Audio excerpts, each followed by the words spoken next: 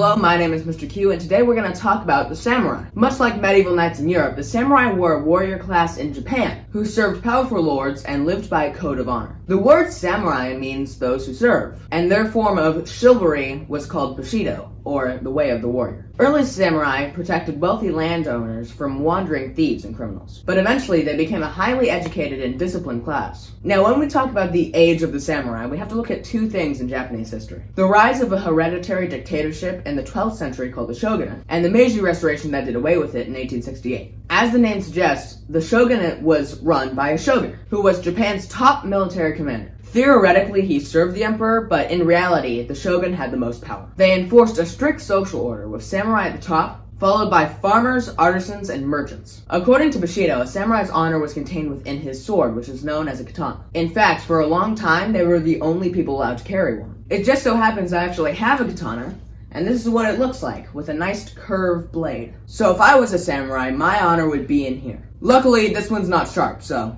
I wouldn't cut myself.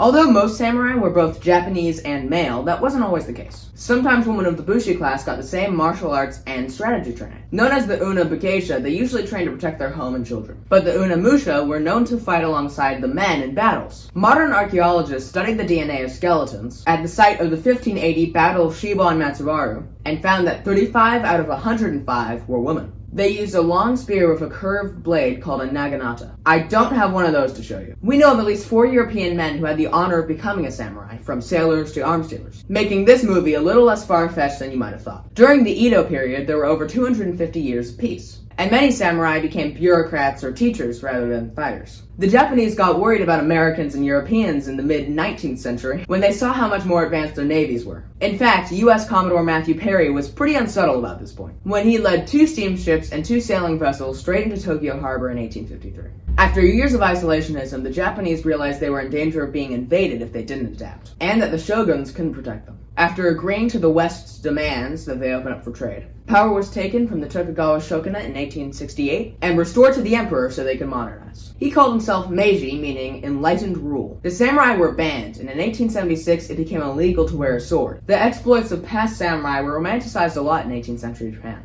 and that continued after their feudal roles were taken away. To this day, their stories are told in movies, comic books, and computer games, and served as more than a little inspiration for a certain Mr. Lucas. Thank you for watching. Before I go, I want to tell you about another history channel I think you'll like, called Nutty History. They cover fun subjects like hygiene at the court of Versailles, and fast food in ancient Rome. The link to their channel will be in the description, and make sure you tell them that you came from here. Until next time, now, where did I put that sword? I don't want to cut myself. Bye.